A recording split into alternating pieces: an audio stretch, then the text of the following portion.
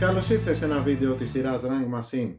Σε αυτό το επεισόδιο θα σου παρουσιάσω τη δισκογραφία των Dio, οι οποίοι ήταν καθοδηγούμενοι φυσικά από την τεράστια φυσιογνωμία της rock μουσικής που ακούει στο όνομα Ronnie James Dio. Δυστυχώς ο Ronnie από το 2013 δεν είναι στον κόσμο των ζωντανών. Η κληρονομιά που άφησε όμως στη rock μουσική ως ερμηνευτής, ποιητής και ως μουσικός θα μνημονεύεται για πάρα πολλά χρόνια ακόμα. Φωνή διαμάντη, καθαρή, δυνατή, χαρακτηριστική, διαπεραστική, αισθησιακή όποτε χρειαζόταν, οργισμένη όταν το απαιτούσαν άλλες περιστάσεις. Αναμφισβήτητα διέθετε όχι μόνο μία από τις καλύτερες φωνές, αλλά όσο Bowie του έλειπε, άλλο τόσο ήταν τεράστιος σαν φιγούρα. Η Dio ήταν ενεργή από το 1982 έως το 2010, κυκλοφόρησαν 10 studio albums, δεν υπάρχει κανένα κακό άλμπουμ των Dio και ξεκινάω ευθύς αμέσως με την παρουσίαση. Λοιπόν, αυτό είναι το tier list, το έχω χωρίσει στις κατηγορίες εξαιρετικό, πάρα πολύ καλό, καλό, μέτριο και ως συνήθως μετά από κάθε σχόλιο που θα κάνω για κάθε άλμπουμ θα το τοποθετώ στην κατηγορία που εγώ πιστεύω ότι ανήκει. Ξεκινάμε λοιπόν με το Holy Diver του 1983.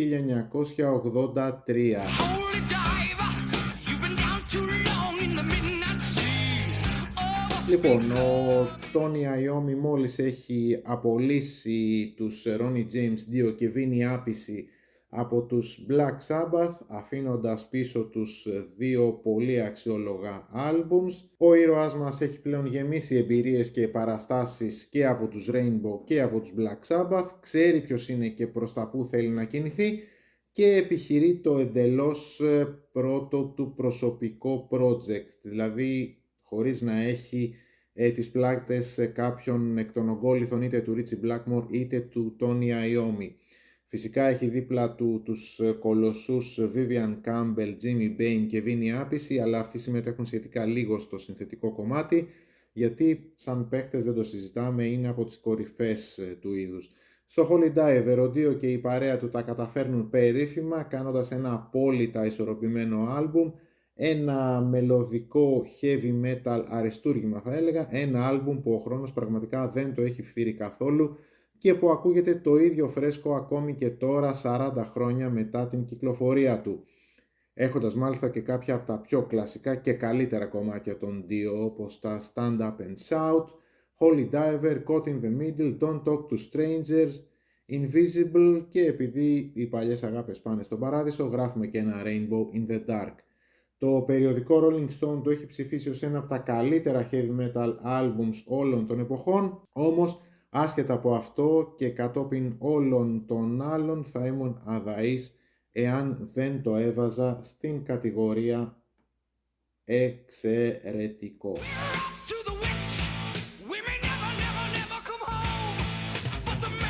The Last in Line του 1984, αντίστοιχο επίπεδου με το ντεμπούτο, είναι και το δεύτερο άλμπουμ που ακολούθησε ένα χρόνο αργότερα. Είναι και αυτό ένα καθόλου εκπληκτικό και καθηλωτικό άλμπουμ, με φανταστικά κομμάτια και αυτό μέσα, όπως το ομότιτλο που είναι ίσως και το καλύτερό μου των Dio, We Rock, I Speed at Night, Evil Eyes, Mystery και το καταπληκτικό κομμάτι με το οποίο τελειώνει το άλμπουμ, το Egypt The Chains Are On. Εκπληκτική η μπάντα του Ronnie εκείνη την εποχή που παρέμεινε ίδια για τα τρία πρώτα άλμπουμς, με τους Vivian Campbell στην κιθάρα, Jimmy Bain στο μπάσο, Claude Snell στα πλήκτρα και Vinnie Appice στα drums. Ομολογώ ότι το The Last in Line μου αρέσει λίγο περισσότερο από το Holy Diver, αλλά επειδή δεν έχει νόημα μεγαλύτερη κατηγορία, με ευκολία θα έβαζα και το The Last in Line στην κορυφαία κατηγορία ως ένα εξαιρετικό άλμπουμ.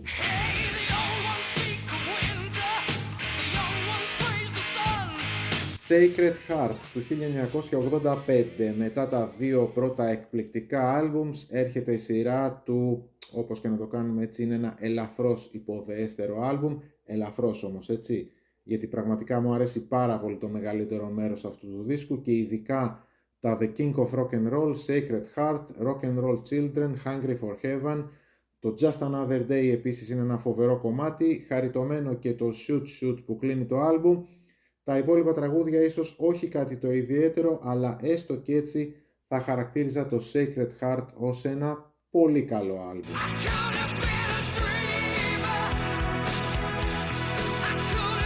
Λοιπόν, Dream Evil του 1987, πρώτες αλλαγές στη line-up. Πρώτη αποχώρηση είναι αυτή του Vivian Campbell που έπαιζε την κιθάρα. Ο σπουδαίος Craig Goldie αναλαμβάνει από εδώ και μπρος. Ο δυναμισμός όμως της μπάντας συνεχίζει ακάθεκτος. Το Dream Evil είναι σε υπερβολικά υψηλό επίπεδο. Τα Overlove, Night People και Faces in the Window είναι από τα πιο σπιντάτα και πιο δυναμικά του άλμπουμ. Τα All the Fools Sailed Away και I Could Have Been a Dreamer είναι ίσως τα πιο radio-friendly. Εξαιρετικά και τα Faces in the Window και Sunset Superman. Πάρα πολύ καλό άλμπουμ. Λοιπόν, έχουμε ήδη δει τα 4 πρώτα άλμπουμ στον 2 και αυτό που είχα παρατηρήσει κάτι κοινό είναι ότι και τα 4 έχουν 9 κομμάτια μέσα και μάλιστα το δεύτερο κομμάτι είναι πάντα το ομότιτλο κομμάτι. Τέλος πάντων, συνεχίζουμε με το Lock Up the Wolves του 1990.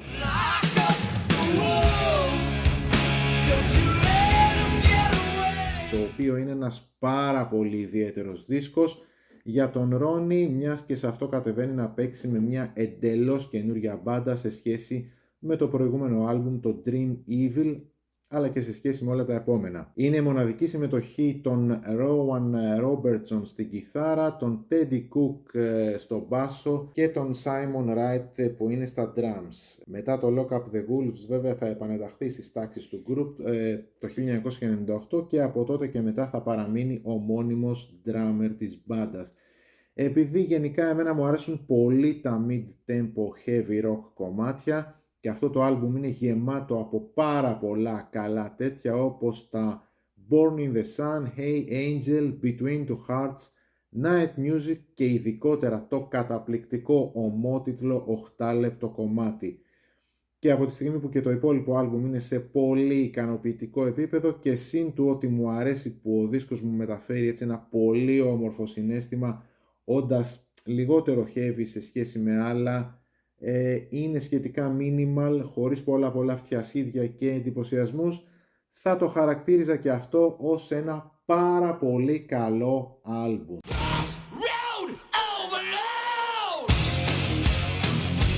Strange Highways του 1993. Λοιπόν, μετά από μια σύντομη επανένωση των Black Sabbath και το αμφιλεγόμενο Dehumanizer, ο Ronnie James Dio μαζί με τον drummer Vinny Appice που συμμετείχε στο project Dehumanizer και μαζί με τους Tracy G στην κιθάρα και τον Jeff Pilson στο μπάσο, ο οποίος ήταν πρώην μπασίστας στους Dokken, έδωσαν συνέχεια και ζωή στον πλανήτη Dio.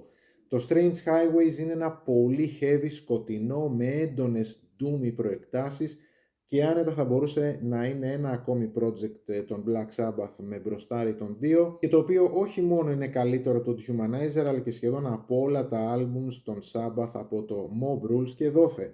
Τώρα όλα τα παραπάνω τα καταλαβαίνεις με το καλημέρα από το εναρκτήριο Jesus, Mary and the Holy Ghost, αλλά και την άμεση συνέχεια του με τα καταπληκτικά Firehead και Strange Highways. Από εκεί και μετά το άλμπουμ παραμένει σε πολύ υψηλό επίπεδο, ο Ρόνι στο άλμπουμ ακούγεται εντελώς μανιασμένος και θυμωμένος, χωρίς ίχνος της γνωστής του τρυφερότητας και ευαισθησίας, καθώς καταπιάνεται και με πολύ στενάχωρα θέματα που έτσι ένα brutality το θέλουν για να αναδειχθούν.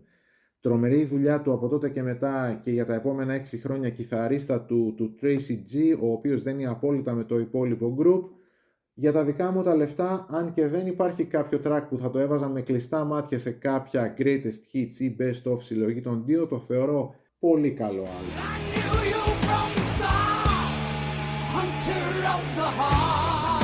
Angry Machines του 1996, λοιπόν συνέχεια στα 90s, τρίτο άλμπουμ μέσα σε αυτά, σε μια εποχή που το παραδοσιακό heavy metal είχε περιθωριοποιηθεί κάπως από την εναλλακτική rock και την grunge. Ο Ρόνι έκανε μια συγκλονιστική προσπάθεια να εξυγχρονίσει τον ήχο του συγκροτήματος, του έδωσε μια αρκετά grungy, industrial έως και progressive metal διάσταση. Να πω ότι από πολλοί κόσμο το Angry Machines θεωρείται ο πιο αδύναμος δίσκος των δύο, πράγμα για το οποίο δεν θα συμφωνήσω σε καμία περίπτωση. Ίσως σε κάποια σημεία να γίνεται λίγο χαοτικός και να έχει και λίγα διάφορα κομματάκια μέσα όπως τα Black και Golden Rules, αλλά έχει κάποια φανταστικά κομμάτια μέσα όπως τα Institutional Man, Hunter of the Heart, Stay Out of My Mind, αλλά και την έτσι πανέμορφη αλλά Queen μπαλαντούλα This Is Your Life. Φοβερό το drumming από τον εξαιρετικό κύριο Βίνι Άπηση.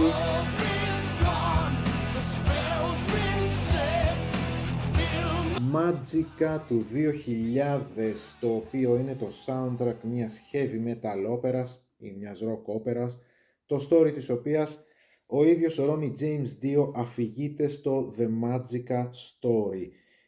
Οι σκοτεινές δυνάμεις του κακού που ψεκάζουν τους ανθρώπους με κακή ενέργεια και οι σωτήρες του πλανήτη είναι οι μαθητευόμενοι ήρωες Ariel και Chalice, οι οποίοι πρέπει να απαγγείλουν ένα ξόρκι από το ιερό βιβλίο Magica για να νικηθεί ο εχθρός.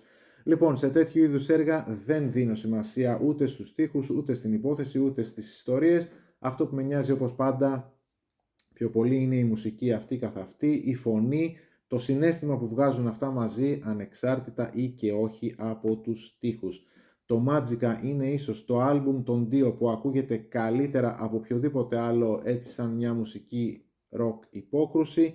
Δεν ξεχώρισε κάποιο hit, έχει όμως καταπληκτικά κομμάτια μέσα όπως τα Fever Dreams, Feed My Head, Ariel, Chalice, As Long As It's Not About Love, με το γνωστό Dio συναίσθημα.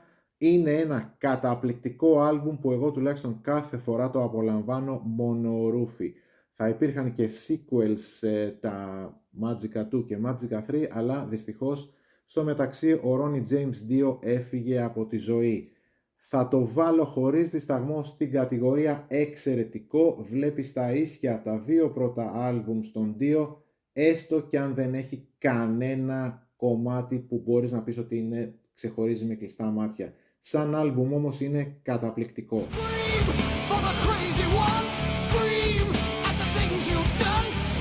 Killing the Dragon του 2002. Λοιπόν, κάπου διάβασα ότι ο Ronnie James Dio θεωρούσε την τεχνολογία που κάλπαζε τότε στις αρχές του 21ου αιώνα και που καλπάζει ακόμα βέβαια, ως ένα δράκο που χρειαζόταν σκότωμα. Κάπου αλλού διάβασα ότι δεν αποκλείται να αναφερόταν και στην εποχή που μεσουρανούσε η alternative rock και η δική του μουσική, αλλά και γενικότερα το metal ήταν, εντάξει, να μην το πω στα αζήτητα, αλλά σε αρκετά δεύτερο ρόλο. Την alternative rock δηλαδή τη θεωρούσε έναν δράκο που χρειαζόταν και αυτή σκότωμα.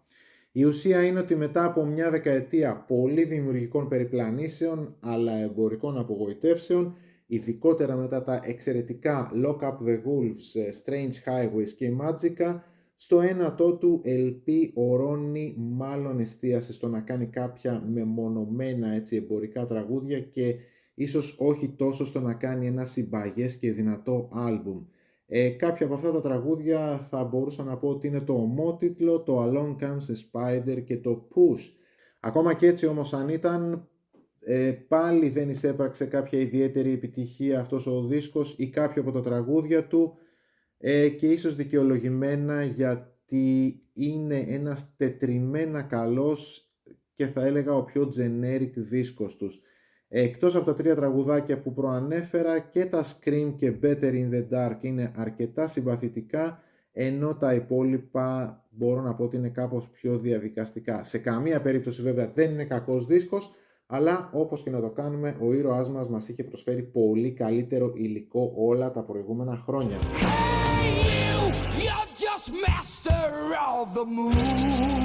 Master of the Moon του 2004, το οποίο έμελε να είναι το κύκνιο άσμα του Ronnie ως Dio, καθώς ο ήρωάς μας τα τελευταία 4-5 χρόνια της ζωής του ξανασυντάχθηκε με τους πρώην συντρόφους του, τους Black Sabbath, ως Heaven and Hell όμως.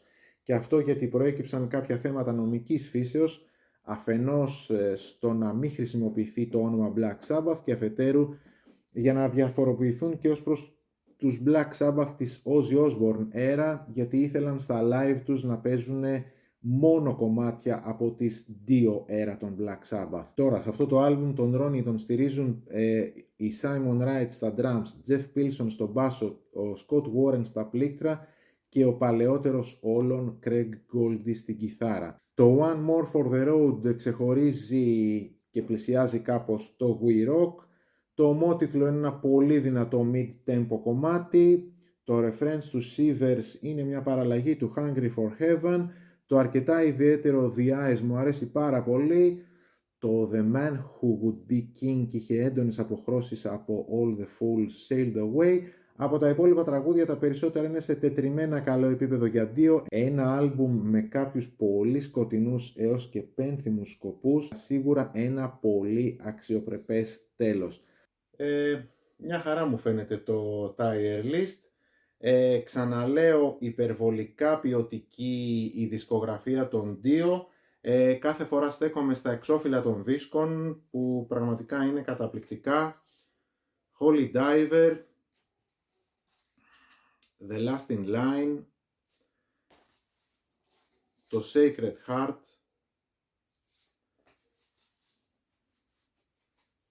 Dream Evil, το καταπληκτικό εξώφυλλο του Killing the Dragon και το εναλλακτικό εξώφυλλο για το ίδιο δίσκο. Επίσης, Lock Up the Wolves, το Angry Machines, επίσης ένα πολύ φουτουριστικό εξώφυλλο. Εντάξει, το Magica, αρκετά scary, και το Master of the Moon, το τελευταίο άλμπουμ των δύο, επίσης ένα καταπληκτικό εξώφυλλο. Να είσαι καλά και σε περιμένω σε κάποιο άλλο βίντεο της σειράς Rank Machine.